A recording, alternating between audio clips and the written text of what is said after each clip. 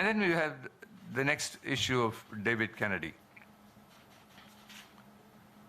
David Kennedy had an employment contract which specified, like I said, this is no judgmental issue, this is not a subjective thing. There was a definitive clause in that agreement which said that if the separation happened not for cause, then he's due 12 months severance pay. This is, by the way, since this became a point of interest, I had also done quite a bit of research on this now.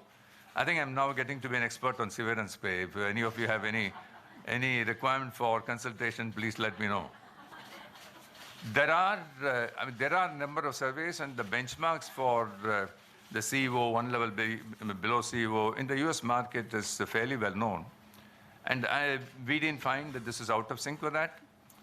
And when you have, therefore, a separation which is not for cause, and there is a provision in the agreement, and it is the duty of the organization to honor that agreement. That's contractually, that's the right governance practice, which is what we followed. Now, both in the case of Rajiv and in the case of David, we've gone through the disclosures as required. There have been questions raised whether the disclosures are adequate. I can tell you the process that we went through.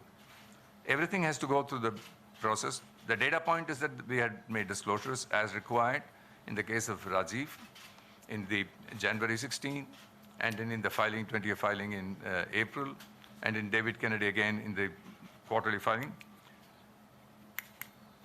The disclosures, the process that we went through was to make sure that the disclosures were seen to be adequate not only internally, but also by our external disclosure councils. Therefore, you have to accept, a board has to accept professional judgments on how much and what we need to disclose.